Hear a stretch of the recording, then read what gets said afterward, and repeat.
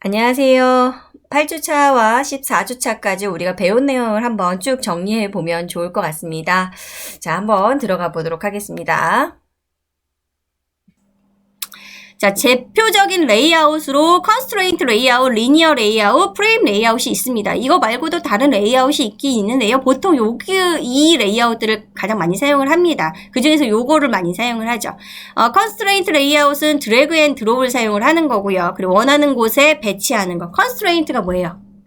제약을 주겠다는 얘기죠. 묶여가지고 이렇게 제약을 주겠다는 거고, 리니어는 한 줄로 가로 세로로 하겠다는 거고, 프레임은 중첩시키겠다는 거예요. 액자처럼.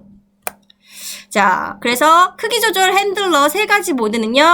랩 컨텐트 하고요. 그 다음에 픽스드라는 게 있고요. 그 다음에 매치 컨스트레인트 요 세 가지 모드가 있었습니다. 체이닝이 있었죠. 체이닝을 할 때는 어떻게 해요? 두 개의 위젯을 가지고 우클릭해가지고 우클릭해서 뭐 크리에이트 버티컬 체이닝 뭐 아니면 크리에이트 호리젠털 체인 이런 식으로 생성을 할 수 있다고 했습니다. 자, 가이드라인이 있었는데요. 가이드라인은 뭐예요? 원래 컨스트레인트 하면은 여기 벽에 붙어요. 벽에 붙는데 이 가이드라인을 만들어주면 그 가이드라인에 딱 붙어서 컨스트레인트를 지정을 할 수가 있습니다. 자, 리니어 레이아웃은 한 줄로 해주는 거죠. 한 줄로 해주는 거. 자, 리니어 레이아웃을 기본 레이아웃으로 사용하는 거. 자, 원래 기본이 컨스트레인트 레이아웃이기 때문에 이것을 리니어 레이아웃으로만 코드를 변경해주면 됩니다. 스크롤 뷰라는 게 있는데요. 보통 리니어 레이아웃 같은 경우에는 이렇게 스크롤이 안 돼요. 스크롤이 많아도, 양이 많아도 스크롤이 안 되니까 이것을 스크롤 뷰로 바꿀 수도 있어요. 그래서 원래 컨스트레인트 레이아웃에 있던 것을 스크롤 뷰로도 변경할 수 있습니다. 자, 프레임 레이아웃은요, 사실 기본 레이아웃으로 바꾸지는 않고요. 액자처럼 기본 레이아웃 위에다가 사용을 하게 되겠죠. 그래서 그냥 기존 레이아웃 아래에다가 프레임 레이아웃을 넣으면 자동으로 코드 모드에 자동으로 생성이 됩니다. 자, 우리가 텍스트 그룹에는요, 두 가지가 있었습니다. 텍스트 뷰라는 게 있었고요. 밑에는 뭐예요? 에디트 텍스트가 있습니다. 에디트 텍스트. 보통 이제 A, B 밑에 언더바가 없으면 텍스트 뷰, 언더바가 있으면 다 에디트가 가능한 텍스트입니다. 자, 버튼스 그룹에는요, 여러 가지 버튼이 있는데요. 클릭 또는 터치 관련 이벤트를 받을 수 있는 위젯의 모음입니다. 위젯는요, 자, 뭐, 텍스트나 버튼을 제외한 나머지 위젯들이 모여있는 데입니다. 원래는 위젯에 모든 것이 다 있었어요. 버튼도 있고, 텍스트도 있었지만, 그 두 가지가 너무 양이 많으니 따로 분리하고 위젯라는 그룹을 새로 만든 겁니다. 커먼스 같은 경우에는 자주 사용되는 거죠. 자주 사용되는 것을 모아놓은 겁니다. 자, 텍스트 뷰의 속성들이 쫙 있습니다. 자, 텍스트 뷰의 속성들은 다른 데서도 거의 다 사용이 됩니다. 그래서 텍스트 뷰의 속성들만 어느 정도 알고 있어도 다른 데 사용할 수 있다고 했습니다. 자, 텍스트에는 거기에 텍스트 박스에 보이는 거죠. 보이는 글씨, 텍스트 컬러, 색깔, 텍스트 사이즈, 크기고요. 텍스트 스타일은 뭐예요? 노멀, 볼드, 이탈릭, 요런 것들이 텍스트 스타일. 맥스 라인과 민 라인이 있었고요. 그리고 싱글 라인은 이어주는 거죠. 이어주는 거. 그리고 엘립 사이즈는 뭐예요? 말줄임 표시 땡땡땡 그거 표시하는 게 있었고요. 자, 폰트 패밀리는 뭐죠? 폰트 글꼴이라는 거죠. 글꼴 어떤 글꼴인지 있고요. EMS라는 게 좀 많이 헷갈려 한다고 얘기를 했는데 EMS는 EM이라는 장폭의 단위가 있어요. 글자 폭의 단위. 그거 스케일로 하겠다라는 겁니다. 1 EMS는 한 글자 크기의 단위. 2 EMS는 두 글자 크기 단위로 텍스트 뷰의 너비를 정해주는 거예요. 너비를. 이 EM이라는 거는 EM의 크기를 조금 보려면 M, W, Q 이런 좀 큰 글씨 있죠. 대문자 큰 글씨의 크기가 거의 그 글꼴의 EM 크기입니다. 그거보다 사실 조금 더 커요. EM 크기가. 그 크기보다 조금 더 큰데 대충 이쯤 되겠구나 하는 게 넓은 글자를 보시면 돼요. 그래서 그게 EM입니다.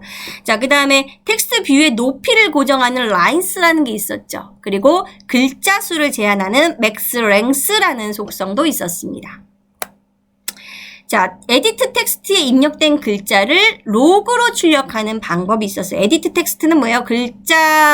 이제 텍스트 박스 안에다가 글자를 입력하는 거잖아요. 그죠? 근데 그거를 잘 입력됐는지 로그로 한번 확인을 해볼 필요가 있습니다. 그래서, 요렇게 처음에 만들고요. 레이아웃을 만들고, 그 다음에 ID가 좀 중요하죠. 그래서 ID 값을 필요하니까요. ID 잘 정해주고요.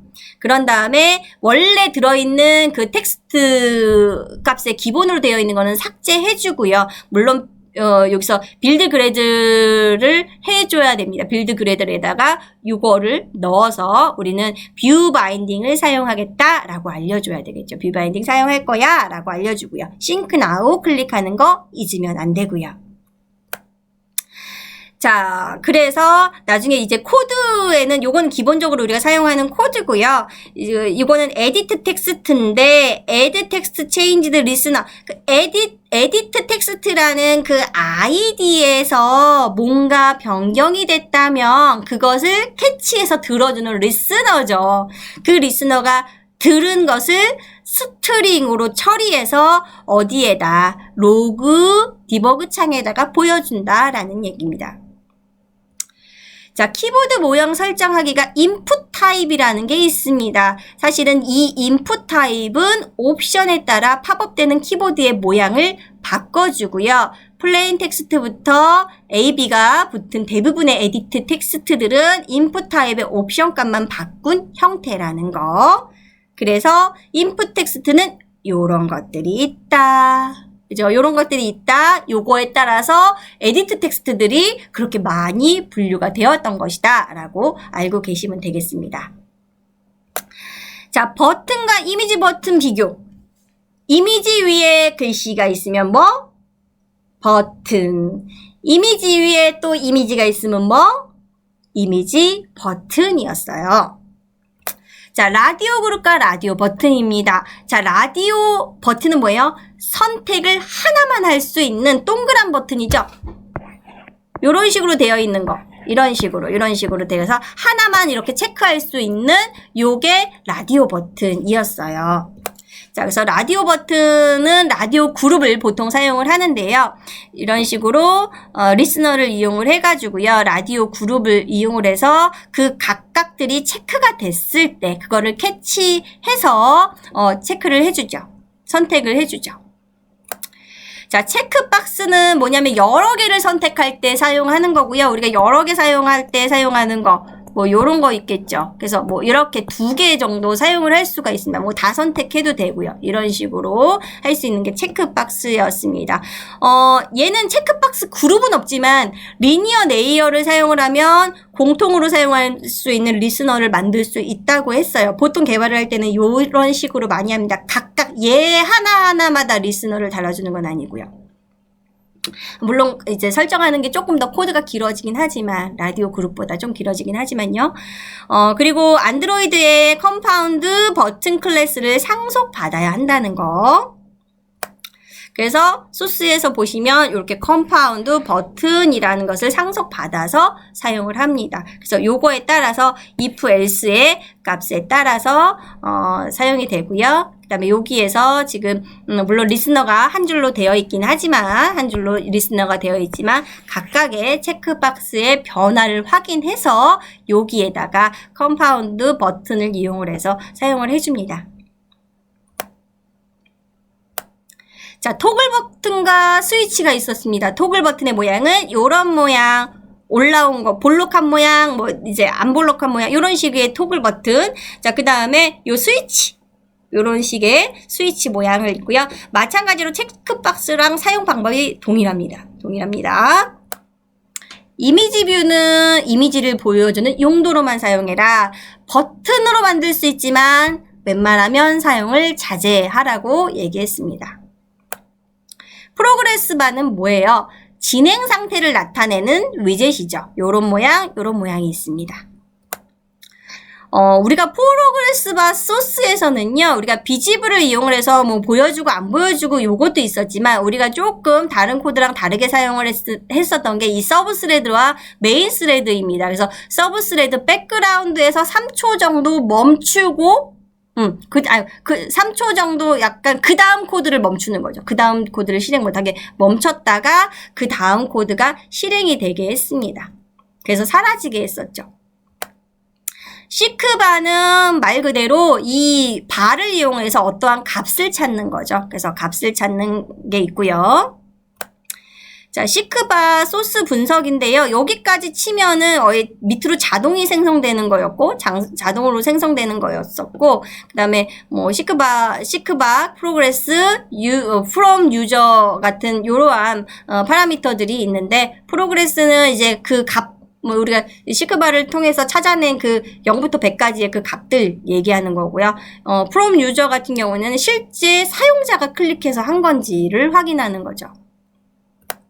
자, 레이팅바는 별점을 매기는 위젯이었습니다. 자, 레이팅바 소스 분석은 이렇게 되어 있는데요. 앞에서 다 했던 것들입니다. 자, 우리가 DPI를 알아야 된다고 했어요. DPI는 해상도, 밀도랑 조금 갈려 있습니다. 1인치 안에 들어갈 수 있는 그 화소의 개수죠. 1인치 안에 들어갈 수 있는 거. 그래서 MDPI는 160개, HDPI, XHDPI에 따라서 들어갈 수 있는 화소수가 다 다르다고 했습니다. 근데 이제는 이제 DP를 많이 쓴다고 했죠. 물론 DPI별로 폴더를 다르게 해야 되지만 DP를 많이 사용을 한다고 했습니다. Density Independent 뭐예요? 밀도에 독립적으로 작용하겠다. 밀도에 연연하지 않겠다. 그래서 Density Independent Pixel이라는 건데요. DPI를 쓰면 이제 하드웨어가 다 달라도 동일한 크기의 이미지를 위해서 스마트폰별로 다르게 죄송해요. DPI를 쓰면 다르게 했었지만 DP를 쓰면 스마트폰이 달라도 한 번의 설정으로 항상 같은 크기를 보인다는 얘기죠. 네. 자, 드로어블 디렉터리입니다. 드로어블 디렉터리는 이제 프로젝트로 뷰로 봤을 때 이런 식으로 돼 있죠. 그래서 HDPI, MDPI, HXDPI 이런 식으로 딱 되어 있는데 파일 이름이 어때요? 같아야 된다 그랬어요. 파일 이름이 같아야 되고 프로젝트 뷰에서는 이렇게 보이지만 안드로이드 뷰에서는 이렇게 보일 수 있어요.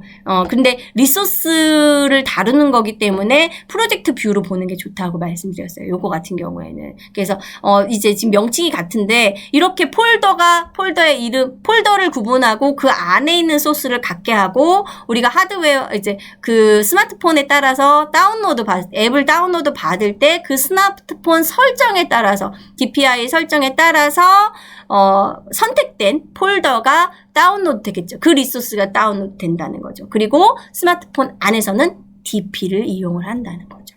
네. 자, 민맵도 마찬가지로 이렇게 5개의 디렉토리를 이용을 합니다. 그 다음에 요런 거는 새로 생성된 디렉토리고요. 해상도에 따라서 물론 다르겠고요. 그 다음에 어댑티브 아이콘이 아까 봤던 그 V26이라는 그 디렉터리 안에서 사용되는 어댑티브 아이콘이 있죠. 이거는 백그라운드와 포어그라운드 이미지를 합쳐서 하는 거. 자, 스트링 다루는 게 있었습니다. 스트링 다루기 위해서 우리가 트랜슬레이션 에디터라는 걸 사용을 했어요. 그래서 얘를 사용을 하면 스트링 XML에 자동으로 이렇게 코드가 생성된다는 거죠. 여기에서 입력을 한 게 여기에서 자동으로 생성이 됐었죠. 그런데 트랜슬레이션 이름 그대로 얘의 목적은 뭐다?